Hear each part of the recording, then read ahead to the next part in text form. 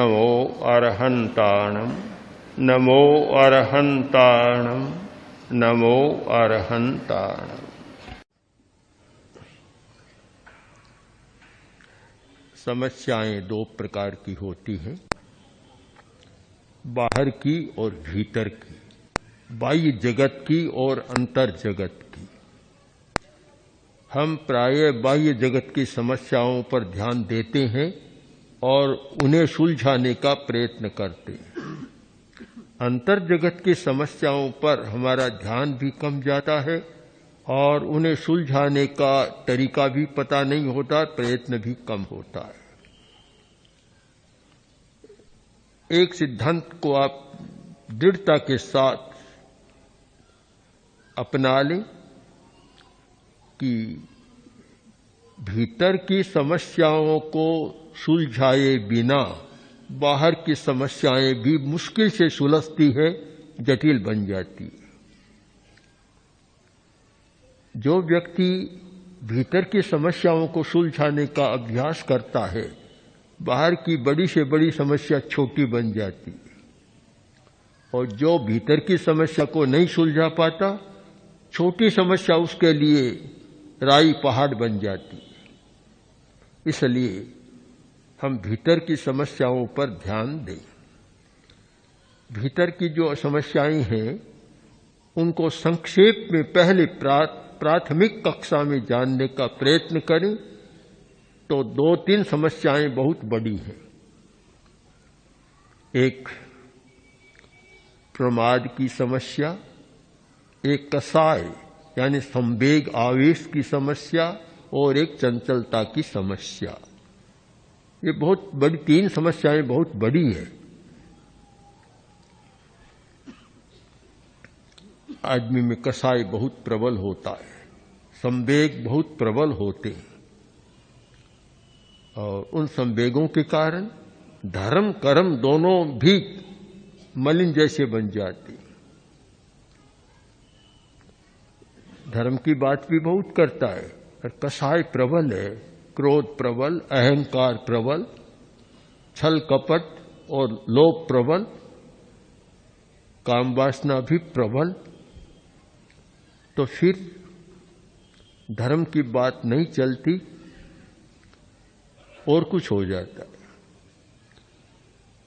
बहुत आवश्यक है कसाय को कैसे उपशांत करें, संवेगों को कैसे नियंत्रित करें। संवेग संतुलन, जो व्यक्ति संवेग संतुलन का जीवन जीता है वह अच्छा व्यक्तित्व होता है। जिसका अपने संवेगों पर नियंत्रण नहीं, संवेग संतुलित नहीं, वह अच्छा नहीं होता। एक क्षण में कुछ हो जाता है, भरोसा नहीं। लोग कहते हैं इसका भरोसा नहीं, अभी तो राजी है, एक क्षण में भयंकर तूफान आ जाएगा। किसी ने जाकर नाम पूछा कि आपका नाम? कि शीतलनाथ। फिर दूसरी बार पूछ लिया कि आपका नाम? अभी तो बताया, पता नहीं, भूल गया। अभी एकदम आंख निकाल कर आवेश में बोलने लग गया। तीसरी बार पूछा तो लट्ठी उठा ली कि मूर्ख कहीं का, बार बार मुझे तंग करता है। संवेग का संतुलन नहीं होता तो आदमी बदलता रहता है, पता नहीं लगता कि वह कैसा क्या करेगा। प्रमाद की भी समस्या है कि हम ठीक अपना नियोजन करना नहीं जानते। जो समय का नियोजन होना चाहिए, और आज का जमाना नियोजन का, मैनेजमेंट का जमाना, हर चीज में मैनेजमेंट का प्रयोग होता है, किंतु जिसका मन प्रमाद से ग्रस्त है, प्रमादी है, वह समय का नियोजन नहीं कर सकता। संकल्प तो करता है 4 बजे उठूंगा, उठता है 10 बजे, नियोजन नहीं कर पाता। और जो प्रमादी होता है वह अपने प्रमाद की सिद्धि के लिए तर्क भी प्रस्तुत कर देता है। कोई विद्यार्थी था और बड़ी कक्षा में आगे पढ़ रहा था, एकदम छोटा नहीं था, तो आलसी प्रमादी बहुत था, प्रमाद में पड़ा ही रहता। जागरूक नहीं था। तो माँ ने कहा, बेटा देखो सूरज कितना चढ़ गया, अब तो उठो। बोला, माँ क्या बात कहती हो तुम, सूरज के साथ मेरी तुलना करती हो? सूरज तो कभी सो जाता है, मैं रात को 10 बजे सोता हूं। तर्क भी वैसे ही हो जाते हैं प्रमाद को सिद्ध करने के लिए। तो प्रमाद बहुत बड़ी बाधा है, कसाय बहुत बड़ी बाधा, प्रमाद बाधा, और इन दोनों को प्रवाहित करने वाली बाधा है मन की चंचलता, हमारी एकाग्रता नहीं है। प्रमाद और कसाय, प्रमाद और आवेश संवेग, इन दोनों के लिए वाहन बनती है चंचलता, जो इनको बाहर तक ले जाती है और आदमी को असफल बनाती है, दुखी बनाती है, अशांत बनाती है। सब कुछ होते हुए भी आदमी अशांत हो जाता है। हम इन बाधाओं को कैसे पार कर सके? ध्यान एक ऐसी प्रक्रिया है कि जिसके द्वारा मन की चंचलता को कम किया जा सकता है, एकाग्रता को साधा जा सकता है, जागरूकता भी बढ़ सकती है, प्रमाद कम हो सकता है और कसाय भी उपशांत हो सकता है। हमने ऐसे सैकड़ों सैकड़ों, हजारों भी हो सकते हैं, सैकड़ों सैकड़ों लोगों को देखा कि जो भयंकर क्रोध था, भयंकर लोभ और अहंकार था, किंतु ध्यान के प्रयोग के बाद उनका क्रोध शांत हो गया। और ऐसा हुआ कि शायद घर पर गए तो पत्नी को भी आश्चर्य हुआ और सोचा कि ये वही व्यक्ति है, कोई दूसरा आ गया। शायद रामायण का प्रसंग सामने आ गया होगा कि क्या बात है, पतिदेव आ गए, अभी तक गुस्सा नहीं किया, ये तो आश्चर्य की बात है। पर शांत हो सकता है, ये कसाय शांत हो सकते हैं, किंतु केवल पढ़ने से जानने से नहीं, प्रयोग के द्वारा।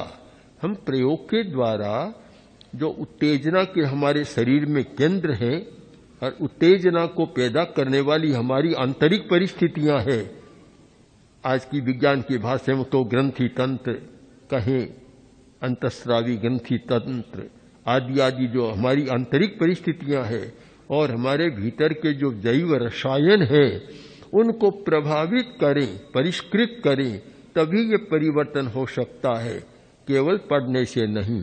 इसीलिए ध्यान के द्वारा इन सब का परिष्कार होता है, परिवर्तन होता है। इसलिए ध्यान एक ऐसी साधना है जिसका मूल्यांकन जैन आचार्यों ने इस भाषा में किया कि 2 दिन का उपवास, बेले की तपस्या और 5 लव का ध्यान, यानी 2.5 मिनट का ध्यान, उसको एक व्यवहारिक तुलना करें कि कितना लाभ होता है। तो बेले की तपस्या, 2 दिन का उपवास, 2.5 मिनट का ध्यान। मैं मानता हूं यह भी छोटा है। ध्यान का लाभ तो इतना है कि शायद बेले की तपस्या से भी तोला नहीं जा सकता, फिर भी एक अनुमान किया है तो इतना बड़ा लाभ होता है। क्योंकि ध्यान हमारी इतनी आत्मा की पवित्र अवस्था है कि हम सहज आत्मा तक पहुंच जाती है। बहुत लोगों का प्रश्न होता है और हमारे पास बहुत आते हैं कि आत्मा का साक्षात्कार कैसे हो, परमात्मा का साक्षात्कार कैसे हो। तो हमारा तो उत्तर होता है, पहले शरीर का साक्षात्कार कर, फिर आत्मा की बात करना, फिर परमात्मा की बात करना। जब तक तुम शरीर के भीतर विद्यमान रहस्यों को, शक्तियों को, नियमों को नहीं जानते, तब तक आत्मा परमात्मा की बात कोई वाचिक बात है, वांग्मय शब्दों का व्यापार है, होता कुछ भी नहीं है।